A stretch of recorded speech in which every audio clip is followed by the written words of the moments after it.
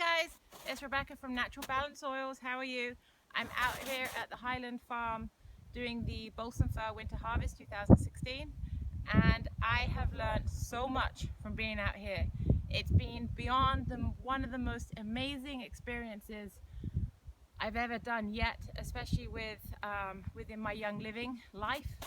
But one of the biggest takebacks I have got is I understood the seed to still before I got here, but I didn't really understand it. Like, one of the things that just blew my mind. So this is one of our trees. This tree's been growing it's about 20 years old. It takes 40 tons of chip from these trees. I can't remember exactly how many they're gonna take down.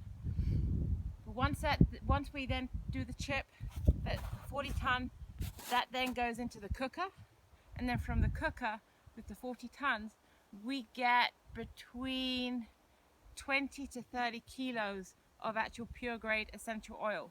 That's if it's after it has to get tested before it then goes into the bottle. We're not here for the testing phase of it.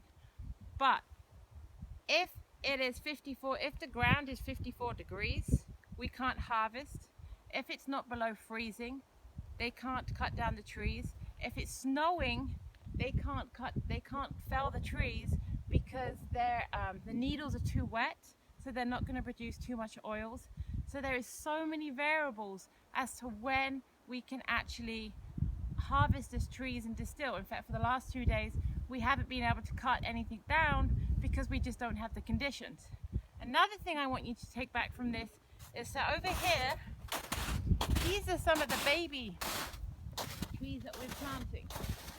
So we're out here, we've been fertilizing them by hand. They're planted by hand, they're weeded by hand.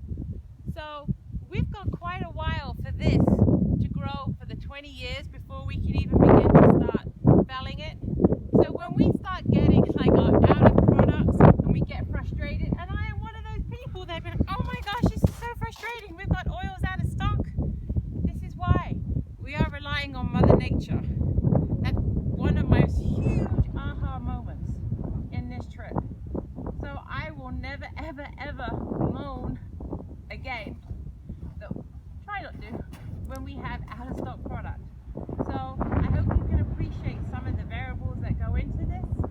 And one of the things that I will encourage every single one of you guys to do is, if ever you get the opportunity, come out to harvest. It will be mind-blowing. See you soon.